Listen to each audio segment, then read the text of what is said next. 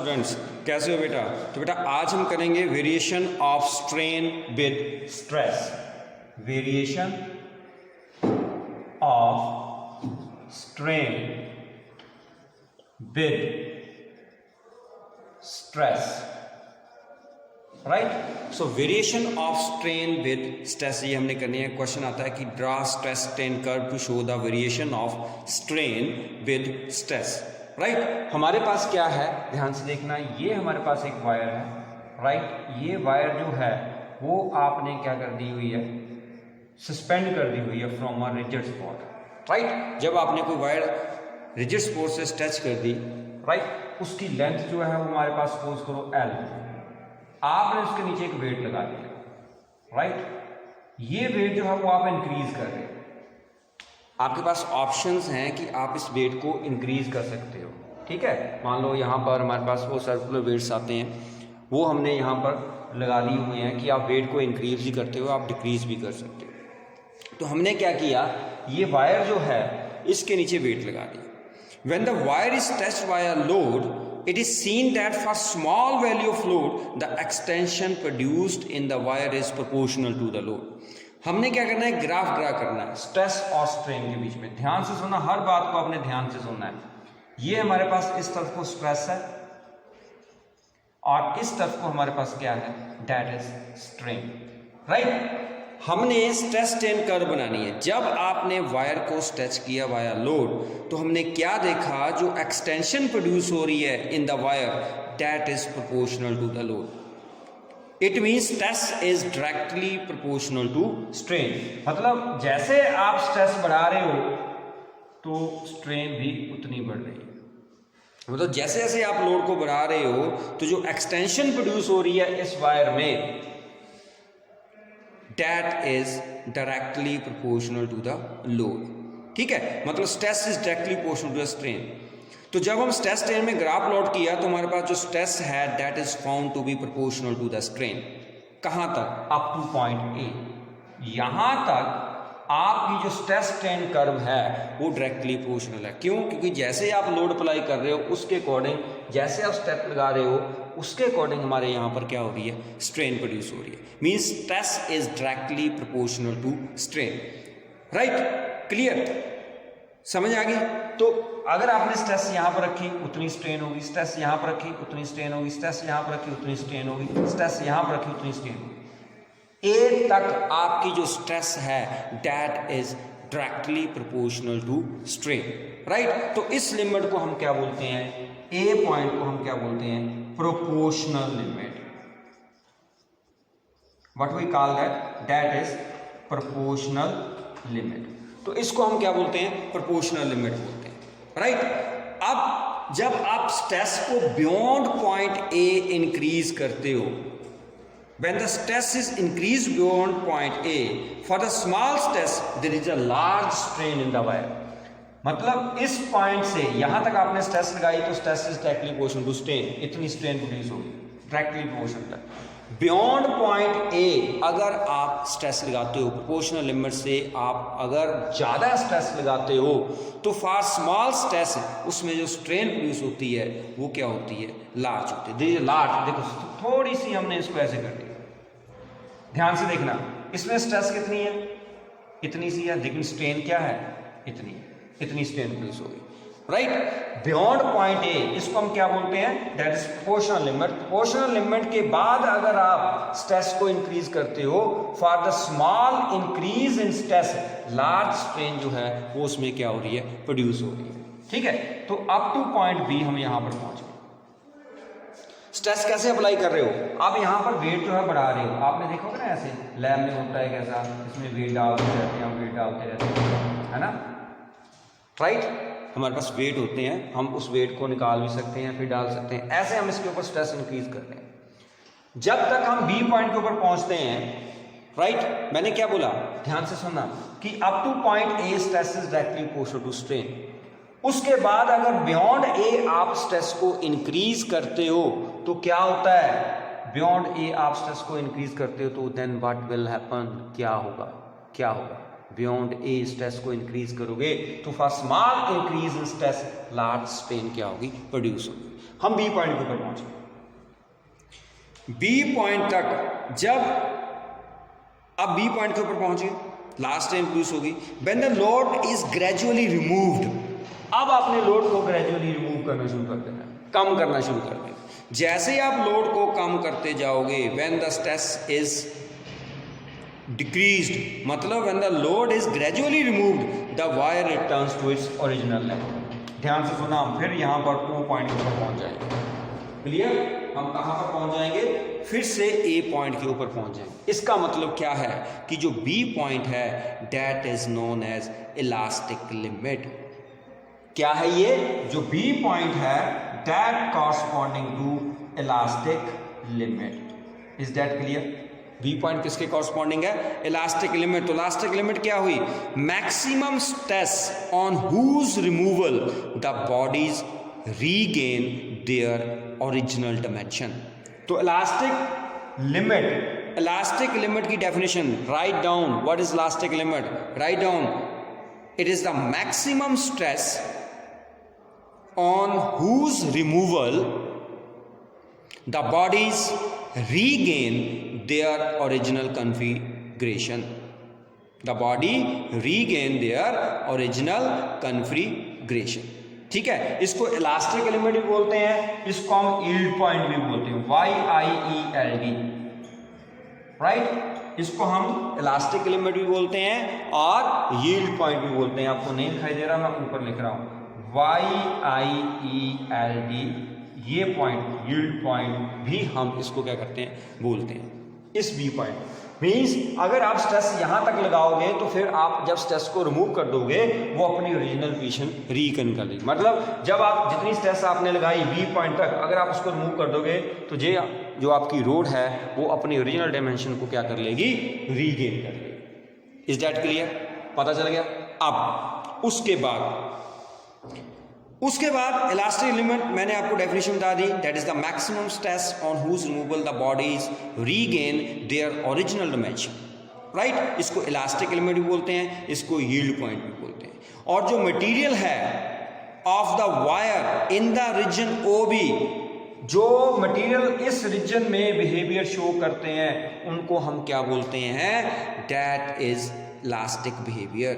The material of the wire in the region, यहां से यहां तक जो हमारे पास मटेरियल है वायर का इन द रीजन OB, वो क्या शो कर रहा है? That shows the elastic behaviour.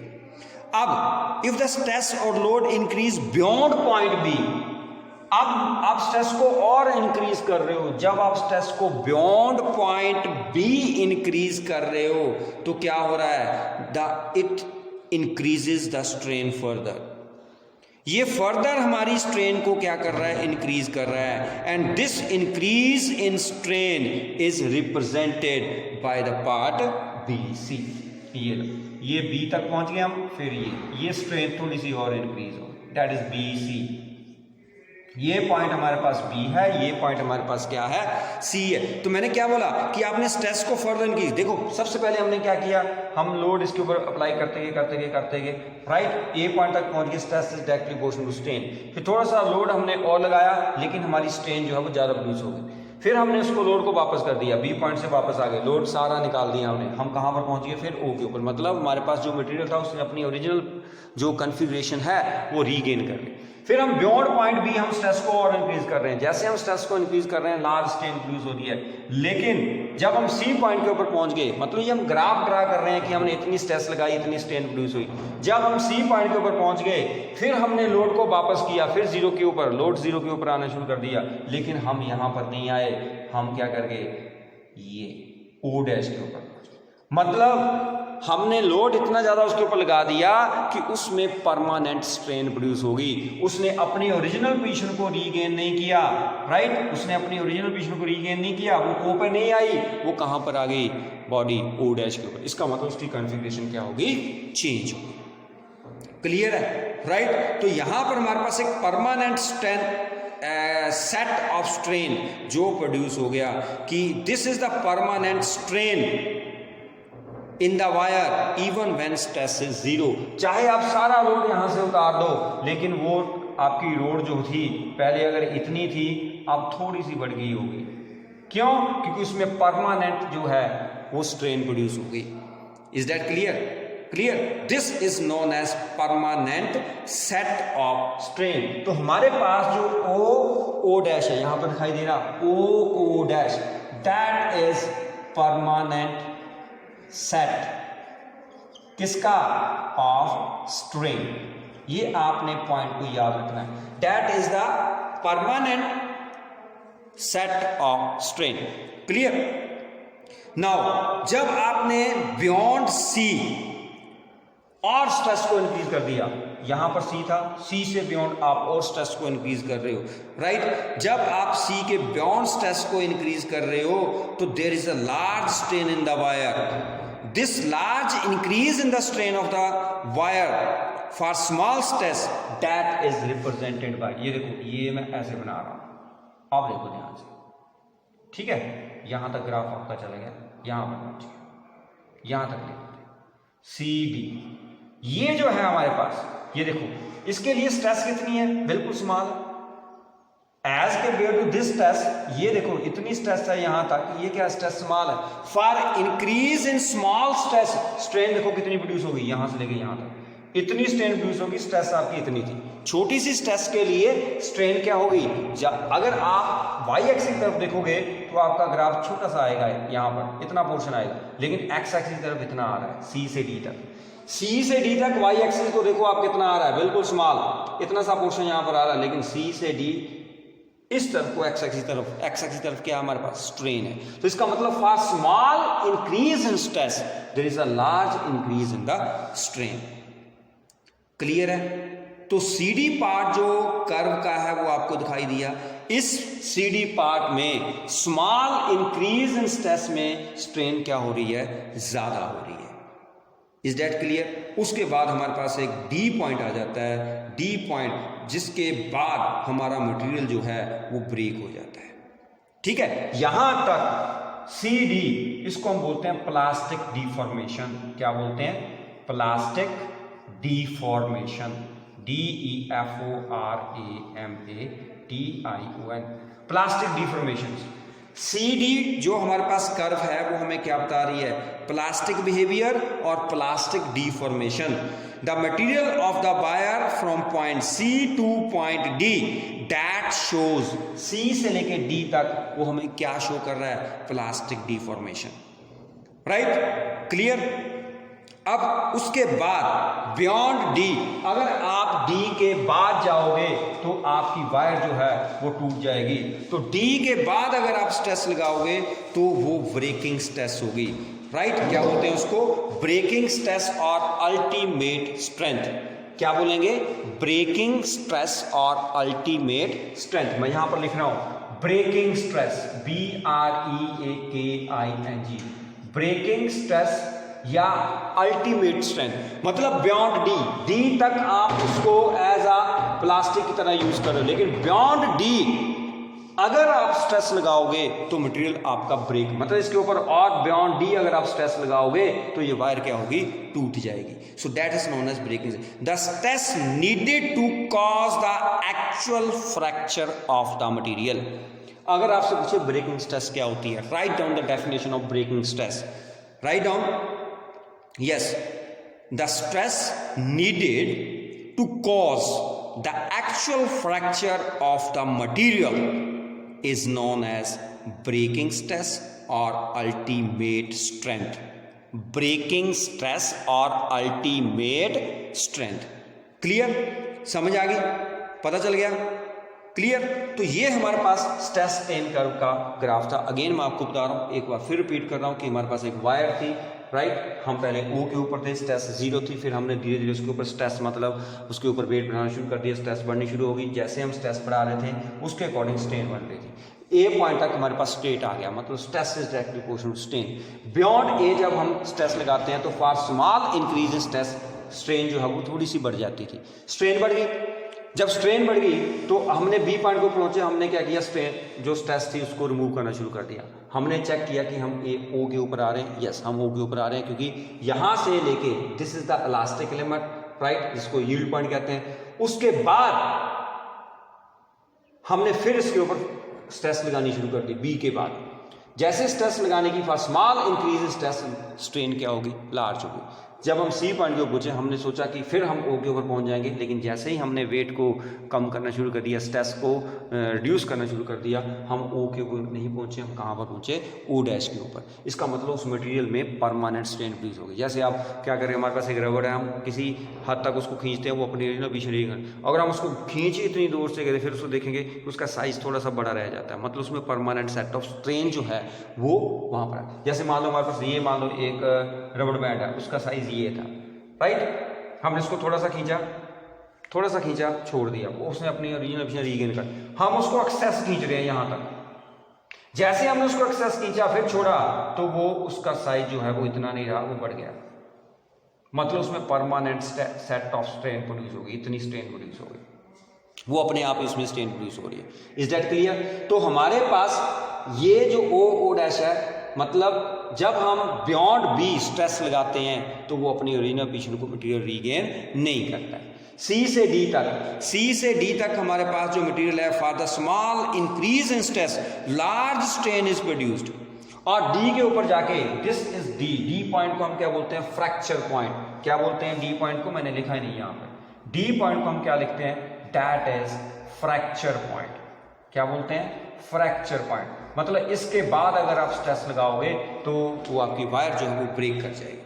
The stress needed to cause the actual fracture of the material that is known as breaking stress और अल्टीमेट स्ट्रेंथ। क्लियर? अब आ गया बेटा हमारे पास टाइप्स ऑफ मटेरियल। अब ध्यान से देखना कि टाइप्स ऑफ मटेरियल हमारे पास क्या है। What are the types of material? तो इसके अकॉर्डिंग हम मटेरियल जो है उसके टाइप जो हैं वो हमें पता चलेंगे। What are the types of material? Types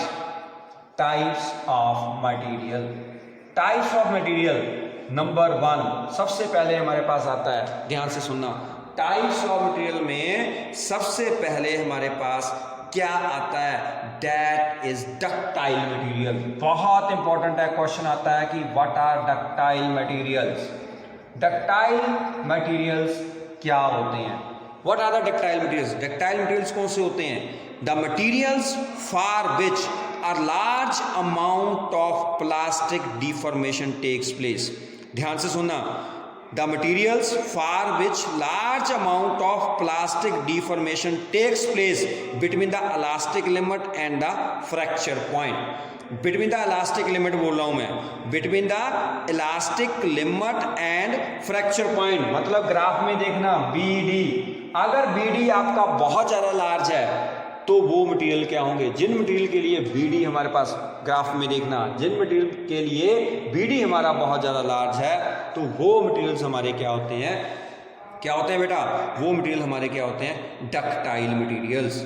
कौन से मटेरियल होते हैं, डक्टाइल मटेरियल्स। तो डक्टाइल मटेरियल्स क्या हुए, right down the definition of ductile materials. तो डक्टाइल मटेरियल्स कौन से होते हैं, राइट डाउन जल्दी, शाबाश। Ductile materials definition, the materials for which a large amount of plastic deformation takes place between the elastic limit and the fracture point. They are known as ductile materials, right? तो plastic deformation for ductile material that is very large. बस इतना याद रखना है कि ductile material के लिए BD portion मतलब क्या है, दैट इज प्लास्टिक डिफॉर्मेशन। तो जिसके लिए प्लास्टिक डिफॉर्मेशन ज़्यादा होती है वो मटेरियल क्या होते हैं, डक्टाइल मटेरियल होते हैं। जो डक्टाइल मटेरियल हैं they have large permanent stretch without breaking, जैसे कॉपर हो गया, एल्युमिनियम हो गया, गोल्ड हो गया, सिल्वर हो गया, right, they are the ductile materials. Okay, उसके बाद आता है हमारे पास ब्रिटल मटेरियल, इससे बिल्कुल उल्टा। ब्रिटल मटेरियल्स क्या होते हैं, ब्रिटल मटेरियल्स कौन से होते हैं, जिनके लिए प्लास्टिक डिफॉर्मेशन जो है वो क्या होती है, बहुत कम होती है। मतलब जो हमारे पास प्लास्टिक डिफॉर्मेशन, देखो पहले मैंने आपको क्या बोला कि जो प्लास्टिक डिफॉर्मेशन है डक्टाइल मटेरियल के लिए लार्ज होती है, इसके लिए प्लास्टिक डिफॉर्मेशन क्या होती है, कम होती है। जिन मटेरियल्स के लिए प्लास्टिक डिफॉर्मेशन, वही CD पोर्शन हमारा, प्लास्टिक डिफॉर्मेशन क्या था, C से लेके D तक, जिन मटेरियल के लिए प्लास्टिक डिफॉर्मेशन जो है वो क्या होती है, स्मॉल होती है, वो क्या होती हैं, brittle materials. That materials are called brittle materials. इस बात को आपने याद रखना है। तो आपको पता चल गया राइट कि डक्टाइल मटेरियल क्या होते हैं और ब्रिटल मटेरियल क्या होते हैं। समझ आ गई, क्लियर। कई बार मर्स पूछ देते हैं कि इलास्टोमर्स क्या होते हैं। इलास्टोमर्स केमिस्ट्री में पढ़ा होगा। तो इलास्टोमर्स क्या होते हैं ये भी आपने याद रखना है कि सब्सटेंस जैसे रबड़ है, that can be stretch to a large value of strain without breaking. आप रबड़ को बहुत ज्यादा स्ट्रेच कर सकते हो, तो ऐसे मटेरियल्स को हम क्या बोलते हैं, इलास्टोमर्स, राइट। सो रबड़ can be stretch to a large value of strain without breaking, so substance having such behaviour that is known as elastomer. तो रबड़ हमारे पास क्या है, दैट इज इलास्टोमर। क्लियर, समझ आ गई बेटा, ओके। तो इसके बाद बेटा हमारे पास जो है वो टॉपिक, कुछ एक टॉपिक तो मैंने आपको करवा दिए हैं, जैसे bridges are declared unsafe after a long use, okay. Elastic after effect मैंने आपको बता दिया है। और एक क्वेश्चन आता है कि metallic part of machinery that will get permanently deformed if subject is stress beyond the. ये देखो ध्यान से सुनो, आपने देखा ना वो बड़ी बड़ी क्रेन्स आती हैं, क्रेन सुनिए, जो पहाड़ियों में काम करते हैं, बड़े बड़े पत्थर उठाती हैं, क्रेन्स वगैरह, सुना है ना आपने उसके बारे में। तो वही बात मैं यहाँ पर कर रहा हूँ कि उनके साथ क्या होते हैं, एक मेटालिक रॉक्स होते हैं जिसको हम यहाँ अपनी देसी भाषा में क्या बोलते हैं, संगल बोलते हैं, है ना। भैंसों को भी बांधते हैं ना, आपने देखा हो बफेलोस के गले में वो डालते हैं, संगल से डालते हैं ना, ऐसे ऐसे गोल गोल होते हैं, ये मेटालिक रॉक्स ऐसे गोल गोल होते हैं। वो कहते हैं कि जो मेटालिक रॉक्स हैं, अगर उनके ऊपर बियॉन्ड उनकी इलास्टिक लिमिट से हम स्ट्रेस डालें वो टूट जाती है। वो तो नेचुरली है, क्यों, क्योंकि जब आप किसी के ऊपर बहुत ज़्यादा स्ट्रेस लगाओगे बियॉन्ड इलास्टिक लिमिट, तो वो पहले प्लास्टिक डिफॉर्मेशन आता है, उसके बाद डी पॉइंट के ऊपर पहुंच जाता है, मतलब ब्रेकिंग स्ट्रेस के ऊपर पहुंच जाता है, राइट। तो यही बात हमने यहाँ पर करनी है कि मेटालिक पार्ट मशीनरी के वो परमानेंटली डिफॉर्म हो जाते हैं अगर हम उसके ऊपर स्ट्रेस लगाएं बियॉन्ड इलास्टिक लिमिट। तो इसलिए मशीनरी के मेटालिक पार्ट जो हैं उनके ऊपर हम क्या करते हैं, हम बोलते हैं ना कि इसके ऊपर इतना वेट रखोगे, इससे ज़्यादा इसकी लिमिट नहीं है, उससे ज़्यादा अगर आप उसके ऊपर वेट रखोगे तो वो ख़राब हो जाएगा। जैसे मान लो आपने देखा होगा कि आप शहरों में जाओगे तो वो अपने साथ एक क्या बोलते हैं उसको, वो स्प्रिंग वाला होता है ना, स्प्रिंग बैलेंस जिसको हम बोलते हैं, स्प्रिंग बैलेंस जो है वो ज़्यादा से ज़्यादा 5 किलो या 6 किलो 7 किलो इतना ही करता है। अगर आप उसके नीचे 20 किलो का लगा दोगे ना स्प्रिंग बैलेंस जो हमारे पास नॉर्मल होता है, तो वो ख़राब हो जाएगा, परमानेंटली डिफॉर्म हो जाएगा। क्यों, क्योंकि स्प्रिंग की कैपेसिटी क्या है कि 5 किलो तक वो बिल्कुल आराम से आपको वेट जो है वो बता देगा। अगर आप उससे ज़्यादा उसके ऊपर वेट लगाओगे, जैसे मान लो आपने वेइंग मशीन देखी है, उसके ऊपर आप खड़े हो जाते हो, ठीक है, आपका ज़्यादा से ज़्यादा भार जो है 80 kg होगा, 70 kg होगा, 60 kg होगा, 90 kg होगा, या 100 kg होगा, या 150 होगा, लेट अस सपोज, राइट। आपने एक बंदा लेके आ गया जिसका वेट ही 800 kg है, तो वो मशीन क्या होगी, परमानेंट डिफॉर्म होगी। समझ आई, ओके। तो यही हमारे पास है। ऐसे ही क्रेन के ऊपर भी हम ऐसा ही करते हैं कि क्रेन के ऊपर जो हैवी लोड्स हैं वो उसकी एक लिमिट होती है कि इतनी लिमिट तक करना है। अगर वो उस लिमिट से मतलब इलास्टिक लिमिट से ज़्यादा हो जाती है तो हमारी वो परमानेंट स्ट्रेन उसमें प्रोड्यूस हो जाती है। क्वेश्चन आता है कि how to estimate maximum height of the mountain.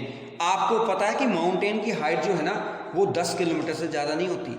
Mount Everest जो है वो भी आपने उसकी हाइट देखी होगी, वो 10 किलोमीटर से ज़्यादा नहीं है। हमारी अर्थ के ऊपर जितने भी माउंटेन्स हैं उनकी हाइट जो है वो 10 किलोमीटर से ज़्यादा हो ही नहीं सकती है, इम्पॉसिबल, राइट। क्यों नहीं होता, ध्यान से सुनना। हमने क्या किया, हमारे पास एक फार्मूला है प्रेशर, PH ρg, ये नेक्स्ट जो हम चैप्टर करेंगे उसमें आएगा। P is equal to H ρg, H is the height, ρ is the density and G is the gravity, ठीक है। ये है हाइट किसकी, रॉक्स की, हाइट ऑफ रॉक्स। रो क्या है, that is the density of the material of the rocks. Material, जिस material की रॉक्स बनी होती, मटेरियल ऑफ रॉक्स, ठीक है जी,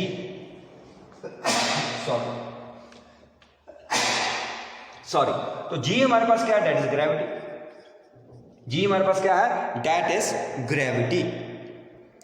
अब जो इलास्टिक लिमिट होती है टिपिकल रोक की, ध्यान से सुनना, elastic limit for a typical रोक, टिपिकल रोक के लिए जो इलास्टिक लिमिट होती है बेटा वो नियर अबाउट 3 इंटू 10⁸ न्यूटन पर मीटर स्क्वायर होती है।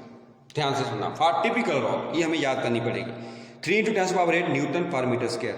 Stress must be less than this elastic limit, otherwise जो रॉक है that begins to skin at some, sorry sin, क्या बोलते हैं उसको, sink, that begins to sink. मतलब अगर इससे ज्यादा उसकी इलास्टिक लिमिट हो जाती है तो जो पहाड़ी है, वो जो रॉक है, वो अपने वेट से ही जमीन के अंदर सिंक हो जाती है, धंस जाती है 10 किलोमीटर से ज्यादा। क्यों, ये तो मैंने आपको बता दिया लिमिट। अब हमें क्या पता कि वो हाइट कितनी होगी, मैंने तो सिर्फ आपको बताया कि जो इलास्टिक लिमिट होती है टिपिकल रॉक की वो इतनी होगी। Stress must be less than this elastic limit, otherwise the rock that begins to sink under its own weight. इसका मतलब क्या हुआ कि जो आपके पास प्रेशर है HOG, जो आपके पास प्रेशर है वो लेस देन होना चाहिए 3 into 10⁸, because this is the elastic limit. इससे ज्यादा आप स्ट्रेस लगाओगे तो वो धंस जाएगी, तो this is the elastic limit. Typical rock की इलास्टिक लिमिट ये है, तो ये फार्मूला किसका है, प्रेशर मतलब स्ट्रेस है, मैंने आपको बता दिया ये फार्मूला स्ट्रेस का है, राइट। हमें चाहिए H, तो H किसके बराबर होगा, 3H is less than 3 into 10⁸ ρg। तो क्या बन गया, 3 into 10⁸। Density, density of rock, मैंने बताया कि जो हमारे पास रॉक्स हैं उसकी density, density of a typical rock, ये था इलास्टिक लिमिट। अब density of a typical rock, कोई भी टिपिकल रॉक है उसकी जो डेंसिटी है वो कितनी होती है, नियर अबाउट 3 इंटू 10⁻3। कितनी होगी, 3 इंटू 10⁻3। डेंसिटी का यूनिट आपको पता है किलोग्राम पर मीटर क्यूब, राइट। और साथ में जी की वैल्यू पुट कर दो, लेट अस सपोज हम 10 पुट कर देते हैं, इसको कैलकुलेट करो कितना बना, इसको काट के देखो कितना बना है, नियर अबाउट 10⁻4 मीटर बना है। ये देखो ये कट गया, ये 4 ये 4, ये बन गया 10⁻4 मीटर, 10⁻4 मीटर मतलब 10 किलोमीटर, इतना ही बना ना, 10⁻4 मीटर मतलब 10 किलोमीटर। तो इसका मतलब क्या हुआ कि हमारे पास ये सारी वैल्यूज आपको याद करनी पड़ेगी। ये जो मैंने बताया ये इलास्टिक लिमिट है, ये जो मैंने बताया डेंसिटी 3 इंटू 10⁻3 किलोग्राम पर मीटर क्यूब, ये क्या है, डेंसिटी है किसकी, रॉक की। इलास्टिक लिमिट मैंने आपको बता दी, इलास्टिक लिमिट मतलब इतना ही प्रेशर वो ले सकती है, उसके बाद वो जमीन में धंस जाएगी। तो हमारे पास हमने प्रूफ कर दिया कि उसकी जो हाइट है वो लेस देन 10 किलोमीटर होगी, राइट। क्लियर, पता चल गया,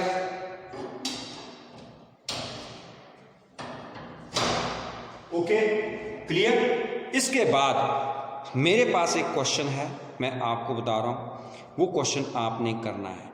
आपने देखा होगा ना कि जब बिल्डिंग बनती है, कंस्ट्रक्शन होती है, तो वहाँ पर एक रेक्टेंगुलर शेप के गिर्डर्स, हम उसको कुछ और ही बोलते हैं, इसको बोलते हैं गिर्डर्स। आपने देखा होगा ना कहीं घर बन रहा है तो एक लोहे के होते हैं बड़े बड़े लंबे लंबे से, गिर्डर्स बोलते हैं, हम शायद देसी भाषा में कुछ और ही बोलते हैं उनको, ये होते हैं गिर्डर्स, GIRDERS, गिर्डर्स। तो वो गिर्डर्स आप ध्यान से देखना, वो आई शेप के होते हैं, ऐसे होते हैं आई शेप के, साइड से देखोगे तो आई शेप होता है, ऐसे होते हैं। अब मेरे से बनेगा नहीं, बनाने की कोशिश तो कर रहा हूँ मैं, लेकिन नहीं बनेगा मुझे लगता है। ऐसे होते हैं गिर्डर्स, आप ध्यान से देखना, आई शेप के होते हैं, राइट। आपने देखा स्कूल में भी देखा हो, जब कंस्ट्रक्शन होती हैं तो लोहे के बड़े बड़े गिर्डर्स होते हैं, उसके ऊपर फिर वो वुडन प्लैंक्स रखते हैं, फिर उसके ऊपर क्या करते हैं, क्या बोलते हैं वो, बजरी वगैरह डालते हैं, तभी हमारे पास क्या बोलते हैं उसको, जिसको बोलते हैं लेंटर डालना, है ना। तो वैसे ही होता है ना। तो गिर्डर्स जो होते हैं वो आई शेप के होते हैं, क्यों, सेंटर से पतले होते हैं वो, राइट। एक ऊपर उनके पास होता है, एक नीचे होता है, ये बीच में से ऐसे होते हैं।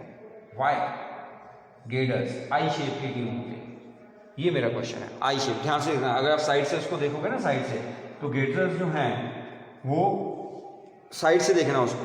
वैसे तो आपको लेंथ में देखेंगे सीधे, साइड से देखना, वो आई शेप के होते हैं। ऊपर भी एक प्लैंक होती है, नीचे भी होती है, और सेंटर में एक आई की तरह एक होता है। तो क्यों होता है वो गेटर्स आई शेप के, क्यों होते हैं? This is my question. उसको सॉल्व करना है आपने, नहीं पता चला तो फरवरी तक आपके पास टाइम है, ढूंढो। ओके देन बेटा, गुड बाय।